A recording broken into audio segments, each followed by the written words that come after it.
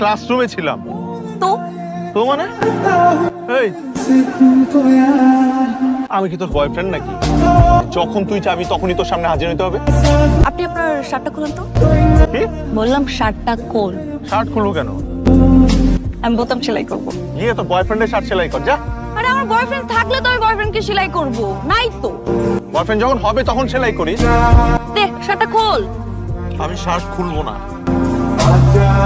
সব থেকে বড় কথা, শার্টের ভিতরে আমি কিছু পরি নাই। আমার নিজের ক্যাম্পাসের মধ্যে এরকম শার্ট খুলে আমি বসে থাকতে পারবো না। একটা বন চটকানো দিয়ে দাঁত ফালাই দিব। একটা কথা বলবি না। আপনি তো বাস্তবতা হয়তো বা জানেন না। এরকম অনেক ছেলে পেলে আছে নেশা করে, কিন্তু নেশার টাকা জোগাড় করতে না পাইরা অনেক দামি দামি জিনিস কম দামে ছাইড়া দেয়। ওরকমই এক নেশাখোরের কাছ থেকে আমি এটা কিনছি। আমাকে এই শার্ট নিয়ে এত প্রশ্ন করতেছেন কেন? হু আর ইউ? কাল কিন্তু আমার বার্থডে। কি খাওয়াবি? যাইনি। জঙ্গলি পদ্ধতিতে চলে যাব। কি পদ্ধতি? জঙ্গলি? জঙ্গলি? আমার হলের পিছনে একটা ছোটখাটো জঙ্গল আছে, সেখানে মাঝে মধ্যে জঙ্গলি ফুল ধরে। তো আমি চিন্তা করছি ওই ফুল দিয়ে তোকে একটা তোড়া বানায় গিফট করবো। এভাবে তাকায় থাকিস না, পরে প্রেম হয়ে যাবে। ওরে আমার হিরো, আমার মাথার নাটবল্টে কি এত ঢিলা মনে হয় তোর যে আমি তোর প্রেম পড়ে যাব? আমি তো বলি নাই তুই প্রেমে পড়ে যাবি। তোর মাথার নাট বল্টু ঠিকঠাক আছে, আমি তো আমার নিয়ে টেনশন করি, আমার একটু সমস্যা আছে। শর্ত সেভ করে আছে। তুলি তুলি আমি রানা, ফোনটা কাটিস না। শোন, আমি টিএসসি তে গেছিলাম, তুই ওখানে ছিলি না। তুই কোনো প্রবলেম? ঝগড়া করছিস নাকি আবার? আরে পাগলের সাথে কে ঝগড়া করে? ও আমাকে বলছিল আজকে একটা জায়গায় নিয়ে যাবে, আমি যাইতে রাজি হই নাই। তাই নাকি? কোথায়? ও একটা ছেলের প্রেমে পড়ছে, এখন আজকে নাকি ছেলের সাথে প্রথমবার দেখা করতে যাবে, এখন আমাকে সাথে নিয়ে যাবে। কেন? আমি কি তোর বডিগার্ড? তোর বয়ফ্রেন্ড কোথায়? আমাদের সাথে পরিচয় করিয়ে দিবি না? কি বয়ফ্রেন্ড? বয়ফ্রেন্ড মানে?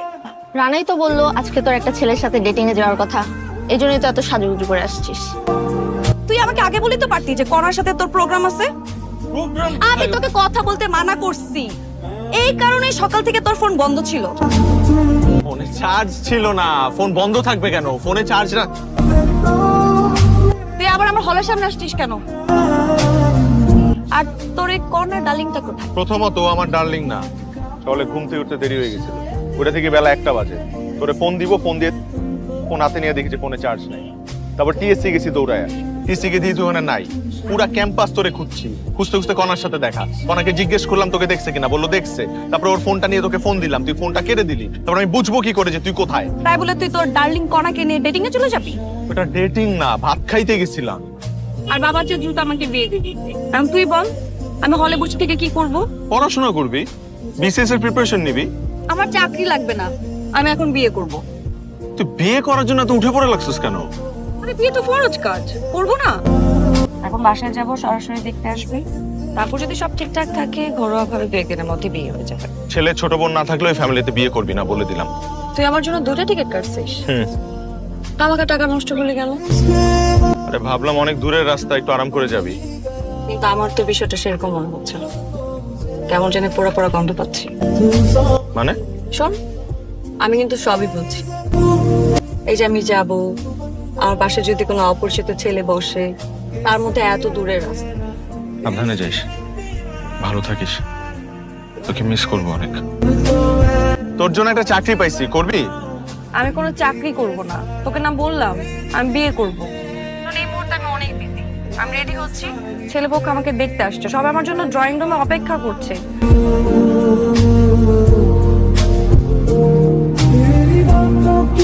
শুভ কাজে দেরি করে লাগতো, আগামী পরশু বিয়ের কাজটা সেই বলে কি বলেন?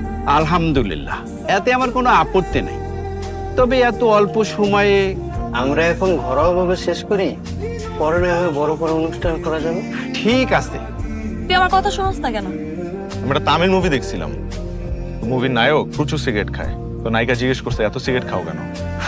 তখন সে বলছে সিগারেটে ভিটামিন আছে তাই খাই। তাহলে আমার একটা ভিটামিন যুক্ত সিগারেট দে। কি? সিগারেট তোকে দেবো কেন? নে ধর। ওয়েট দে। দে। তুই সিগারেট খাবি? তুই না বললি সিগারেটের মধ্যে ভিটামিন আছে, তুই একাই ভিটামিন খাবি, আমি খাবো না? আর 2 বন্ধু মিলে একসাথে ভিটামিন খাই। তুলিকে ছাড়া তো দেখি একটা দিনই কাটাতে পারছি না, সারা জীবন কিভাবে কাটাবো? তার মানে কি আমি তুলিকে ভালোবাসি? হ্যালো, কি রে, আমি তোরে কতক্ষণ ধরে ফোন দিতেছি, আমার ফোনটা ধরিস না কেন? আরে আমার ফিয়ন্সি ফোন করছে, 2 ঘন্টা যাবত কথা বলতেছি, কত যে কথা তার, ফোন রাখতেই চায় না। তাহলে আমি যে এখানে তোকে ফোন দিতেছি, ফোনটা দেখিস নাই? ওর ফোনটা রেখে আমার ফোনটা তো ধরতে পারতি। সবসময় তো তাই করি, কিন্তু সবার ফোন কাটতে পারলে ওই ফোনটা কি কাটার কোনো উপায় আছে বল? শত হোক আমার বউ জামাই। কি রঙের শাড়ি পরবি বিয়ের দিন? ও বললো লাল রং, ও হয়তো লালটাই পছন্দ করে, এটা লাল বেনারসি পরবো। তোর কি রং পছন্দ? নীল। আমি হলে তোকে নীল বেনারসি কিনে দিতাম। আচ্ছা রানা, সিরিয়াসলি বলতো তো কি হয়েছে? তুই এভাবে কথা কেন বলতেছিস? উদ্ভট টাইপের। জানি না, আমার একটা সমস্যা হয়েছে। কি সমস্যা?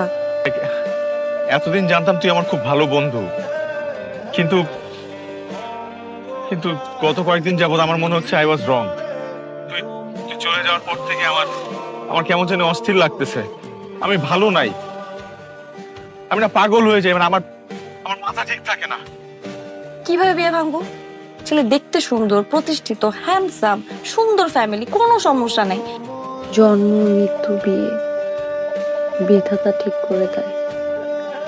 আমি জানি তুই আমার বিয়েতে আসবি না, আর এটাও জানি আমার বিয়ের পর তুই আর আমার সাথে যোগাযোগ রাখবি না।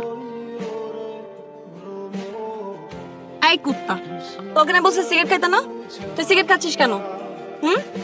আরে তুই ক্যাপলার মতো তাকিয়ে আসছিস কেন? কথা বল। তুই এখানে? তোর না আজকে বিয়ে? বোকা নাকি? বিয়ে করতে হলে পাত্রপাত্রী দুজনকে সামনে বসে কবুল বলতে হয়, বলতে বিয়ে হয় না। তুই জানিস না?